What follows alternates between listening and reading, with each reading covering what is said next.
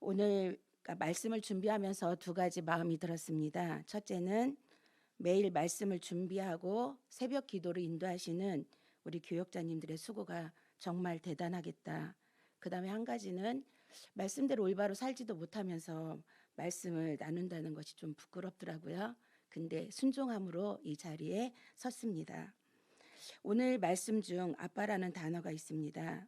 이 아빠는 우리가 가장 잘 친밀감을 표현하는 말 중에 하나라고 합니다. 성경에서도 세 구절에 사용되고 있습니다.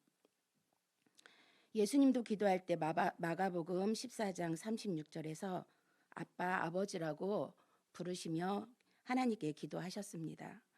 서로 간의 강한 신뢰감과 깊은 애정을 표현한 것으로 하나님의 아버지 되심을 두 배로 강조하여 사용되었다고 합니다. 6절 말씀에서는 하나님께서 그 아들의 영을 우리 마음에 보내주셔서 하나님을 아빠, 아버지라고 부를 수 있게 하셨다고 합니다. 너희가 아들이므로 그 아들의 영을 우리 마음에 보내주셨다고 합니다. 요한복음 1장 12절에는 영접하는 자 곧 그 이름을 믿는 자들에게는 하나님의 자녀가 되는 권세를 주셨다고 했습니다. 이것은 혈통이나 육적으로나 사람의 뜻으로 나지 아니하고 오직 하나님께로서 난 자들이라고 말씀하고 있습니다. 예수님을 믿는 믿음만으로 하나님의 자녀가 되는 권세를 우리에게 부여해 주셨습니다. 우리가 복음을 듣고 예수님을 구세주로 영접하는 순간 우리에게는 놀라운 사건이 일어난 것입니다. 그것은 만유를 창조하신 하나님을 아버지라고 부르게 된 것입니다. 저도 기도할 때 아버지하고 부르는데 우리 어떤 집사님도 아버지하고 부르더라고요. 그러면 그분하고 저는 어떤 관계가 되는 건가요? 형제간입니다.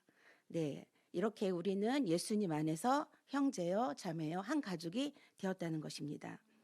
보이지 않는 영이시며 이 세상을 주관하시는 왕이신 하나님, 역사의 주인이시며 전능하신 하나님을 아버지로 부르는 우리는 그의 자녀로서 왕자와 공주가 된 것입니다.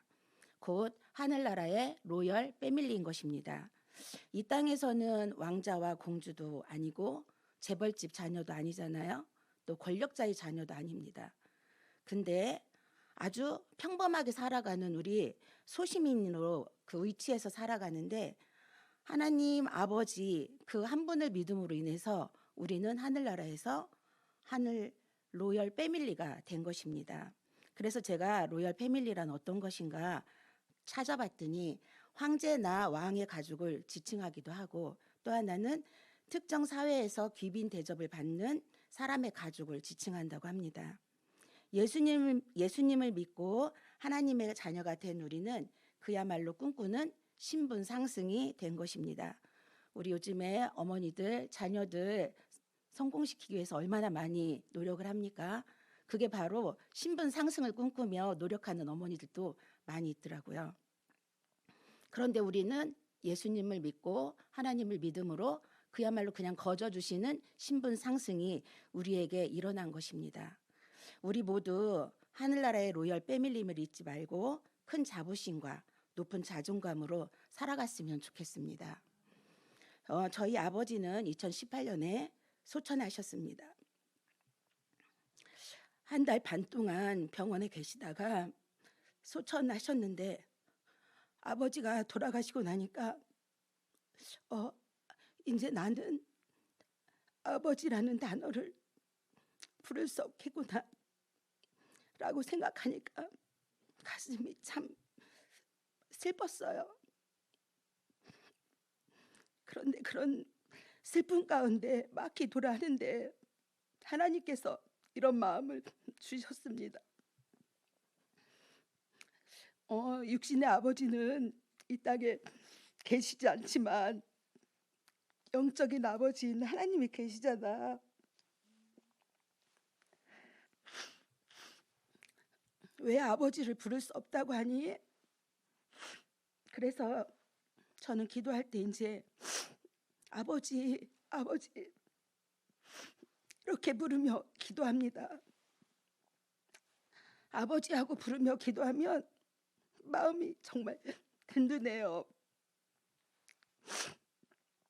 그렇게 기도하니까 육신의 아버지의 소천의 그 슬픔이 다 막 하나님께서 거두어가 주시더라고요. 그래, 나는 아버지가 안 계시지만 하나님 아버지가 계시지. 그래서 나는 하나님 아버지만 바라보며 살아갈 거야. 그런 자존감이 생겼습니다. 그 누가 뭐라고 해도 그래, 너는 그렇게 하렴. 나는 하나님만 바라보고 살아갈 거야. 그렇게 하다 보니까 남들이 볼 때는 쟤 되게 거만한 것 같아. 그렇게 보일 수도 있어요. 그런데 하나님께서 주신 마음에 일비하지 않고 살아가려는 마음을 하나님이 계속 주시는 거예요. 그래서 하나님 감사합니다. 저에게 아버지가 돼주셔서 정말 감사합니다. 그래서 예수님을 영접하고 하나님을 아버지로 믿는 믿음을 주심이 얼마나 감사한지 저는 이것이 기적이라고 생각합니다. 이 믿어지는 믿음을 주신 하나님을 찬양합니다. 말씀을 준비하며 그럼 나의 아버지 하나님은 내 인생 가운데 어떻게 행하셨는지 묵상해 보았습니다. 우리 성도님들은 하나님 아버지가 어떻게 인생 가운데 행하셨나요? 이 시간에 제 인생 가운데 하나님 아버지께서 행하셨던 일을 함께 나누고자 합니다. 첫째로 나의 아버지 하나님은 구원의 기쁨을 주셨습니다.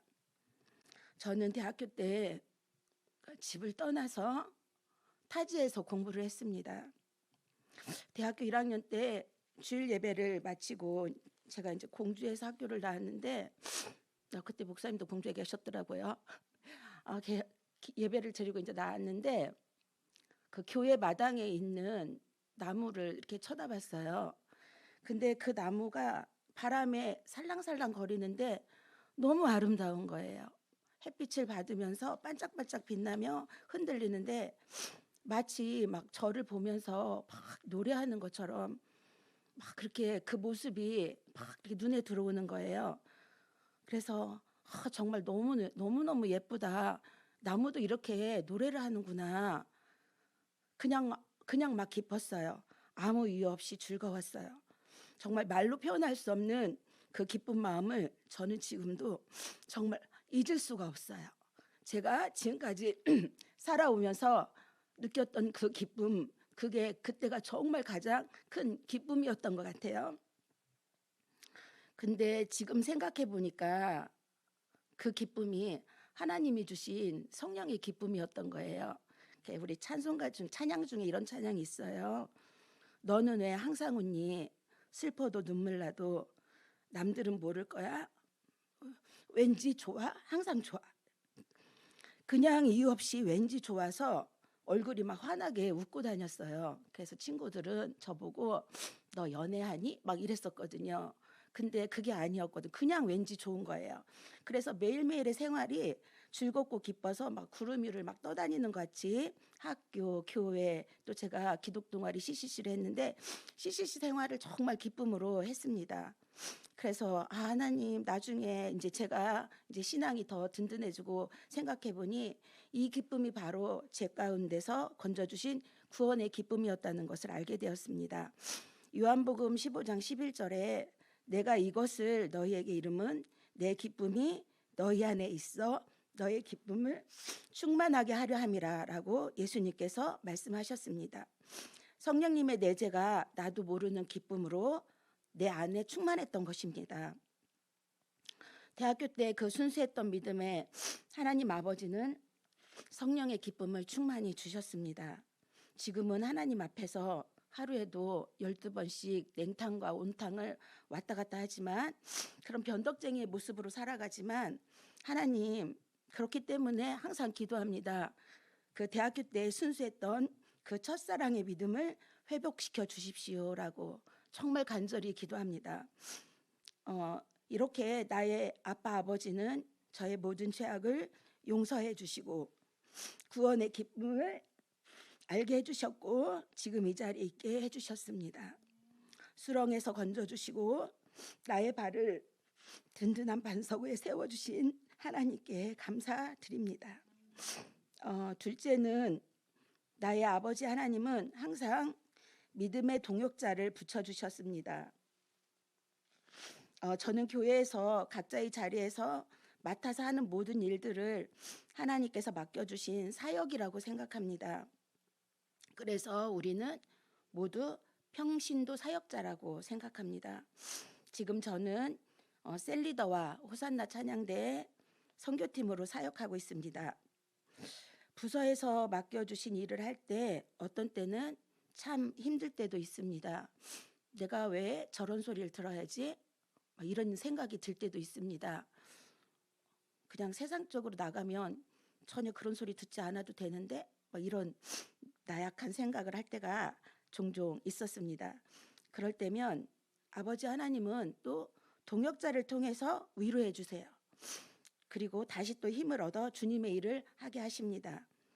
고린도전서 3장 9절에 우리는 하나님의 동역자들이요 라는 말씀이 있습니다. 하나님께서는 모든 것을 혼자서도 충분히 하실 수 있지만 하나님 나라의 일을 우리에게 동참시키시면서 이루어 가신다는 것입니다. 선교팀 사역을 하다 저희 셀 어떤 집사님과 함께 일을 하게 되었습니다. 저는 함께 해주심에 정말 감사한 마음으로 집사님 진짜 감사해요 이렇게 말을 했습니다.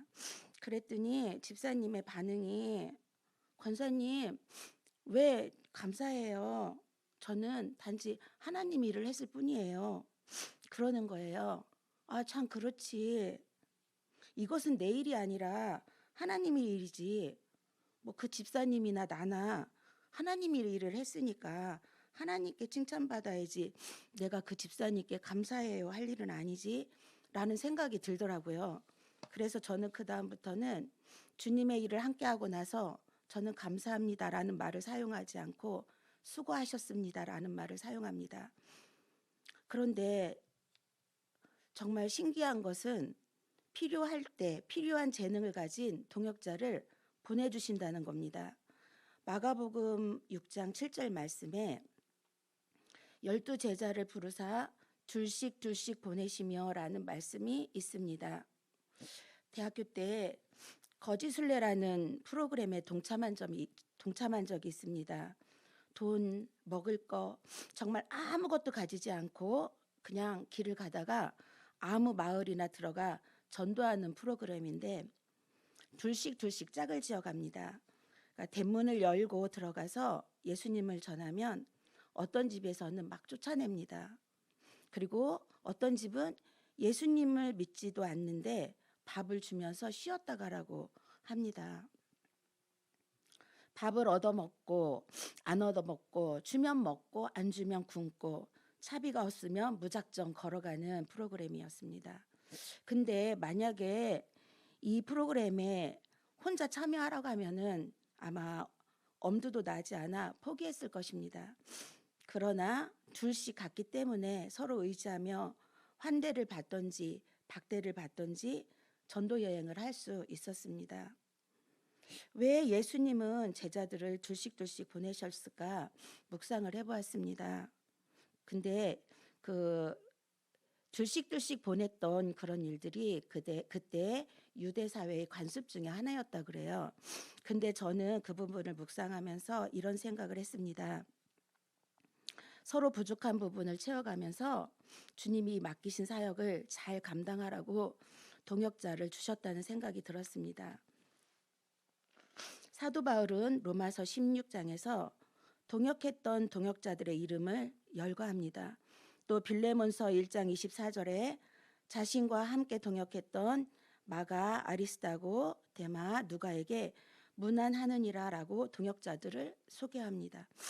저도 사도 바울처럼 주님께서 맡기신 사역 가운데 함께했던 동역자들을 생각해 보니 그 중에는 저보다 나이가 어리지만 제가 본받아야 할 훌륭한 동역자도 있고 또 다독이면서 곁에서 손잡고 함께 가야 할 동역자도 있습니다.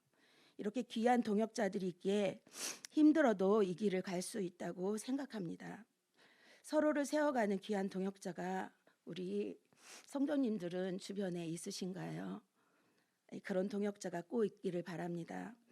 네, 그래서 하나님 아버지가 각자에게 맡겨주신 사역을 잘 감당해가는 우리가 되었으면 좋겠습니다. 셋째로 나의 하나님 아버지는 끊임없이 고난을 통해 믿음을 훈련시키신다는 것입니다.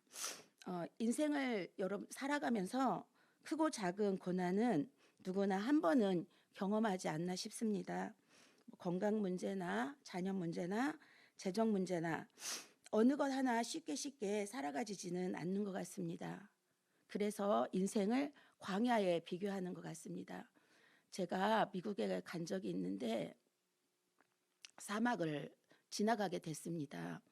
네바다 사막을 지나가는데 거기 이제 호텔에서 중간에 사막 중간에 호텔이 하나가 있어요. 거기서 잠을 자고 아침에 산책을 해야 되겠다고 이제 저희 남편이 나갔습니다. 저는 뜨거워서 엄두도 안 나가지고 못 나갔는데 갔는데 10분도 안 됐는데 얼굴이 막 빨개가지고 돌아온 거예요.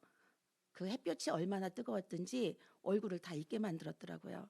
그래서 저는 가끔 그런 생각을 합니다. 우리 이스라엘 민족이 광야를 지나잖아요. 근데 광야를 지날 때 하나님께서 구름 기둥과 불 기둥으로 인도를 하셨다고 말씀을 하시는데 왜 하나님은 그런 기둥, 두 개의 기둥을 주셨을까? 정말 조금만 시간이 지나도 그렇게 힘든 상황에 처할 때 하나님께서 그 민족을 보호하셨다는 거잖아요. 그래서 하나님 우리 인생 가운데도 이런 광야가 있죠. 근데 그 광야를 하나님께서는 때로는 구름 기둥으로, 때로는 불기둥으로 이렇게 인도해 주시는 것을 저는 이렇게 깨달으면서 하나님은 결코 우리를 죽이시는 분이 아니라 살리시는 분이라는 것을 저는 이렇게 가끔 생각합니다. 그래서 제가 특히 자녀 문제로 참 많이 힘든 적이 있었는데 우리 엄마들은 이런 문제 앞에 다가서면 이성을 잃어버릴 정도로 민감하게 반응을 합니다. 저는 그랬습니다. 아주 민감하게 반응을 했습니다.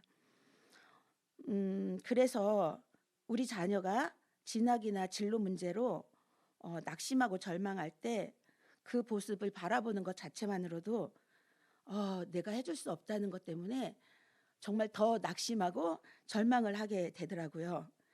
그런데 기도를 참 열심히 해요. 무슨 문제를 만나면 특히 우리 부모님들 자녀 문제 항상 기도 많이 하시죠. 근데 기도를 하면 척하면 척하고 하나님이 쭉쭉쭉쭉 열어주셔야 되는데 그게 아니라는 거예요.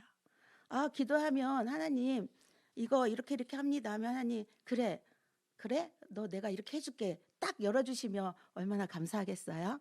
그런데 그렇지가 않았습니다. 시편 105편 17절에서 22절을 보면 그가 한 사람을 앞서 보내셨으며 요셉이 종으로 팔렸도다.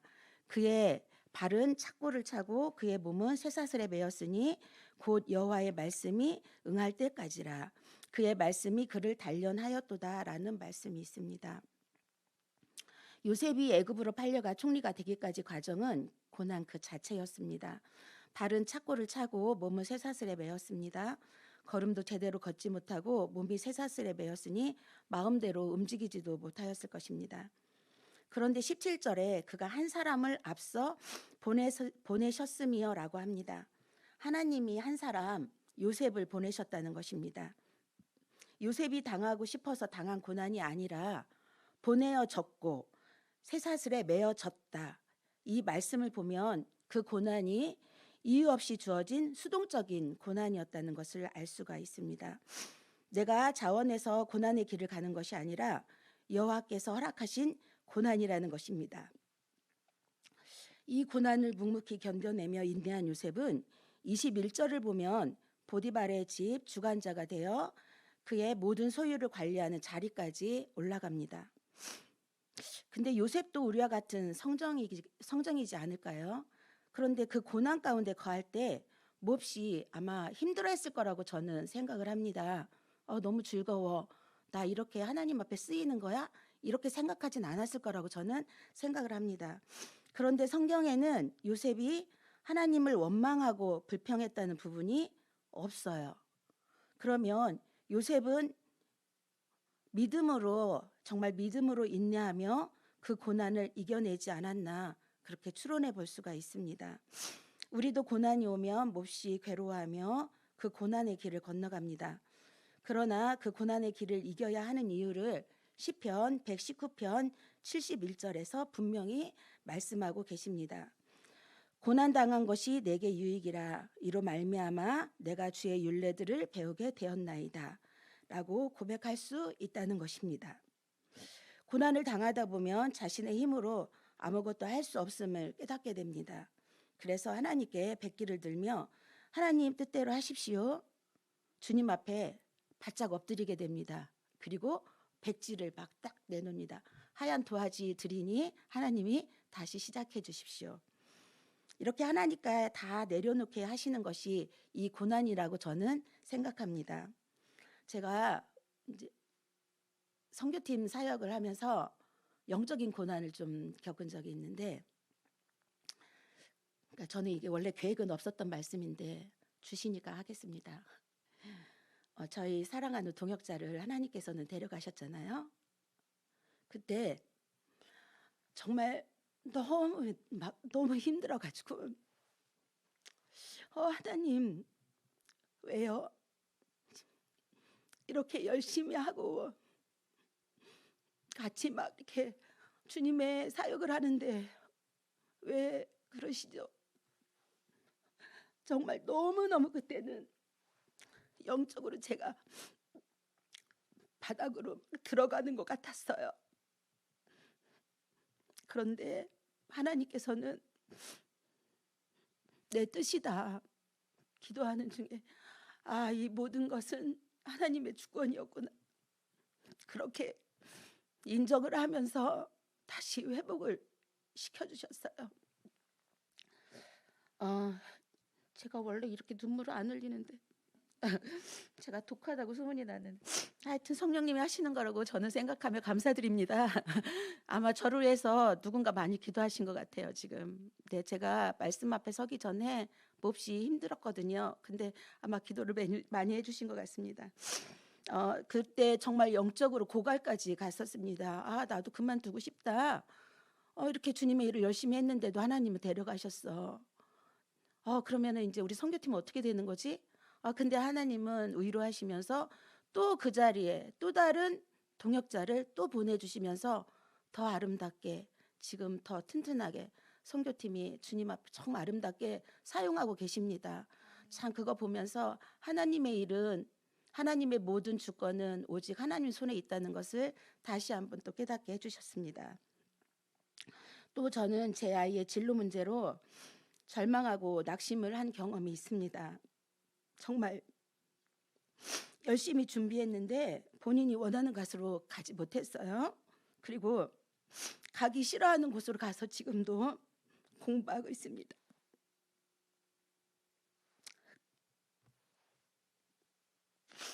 그때 저나 우리 아이나 그 절망감은 이루 말할 수가 없었습니다.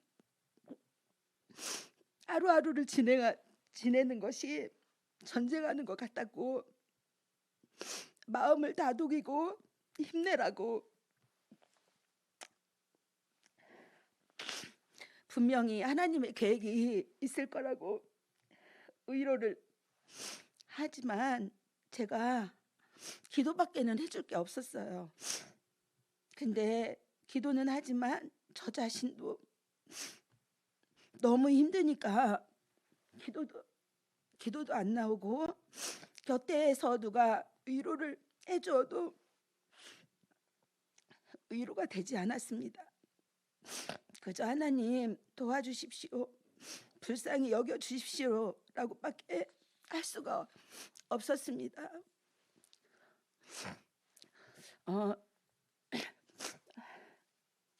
누가 아들이 떡을 달라 하면 돌을 주며 생선을 달라 하면 뱀을 주겠느냐, 악한 자라도 자식에게 좋은 것을 줄 줄 알거든. 하물며 하늘에 계신 너희 아버지께서 좋은 것으로 주지 않겠느냐. 마태복음 7장 12절 말씀입니다.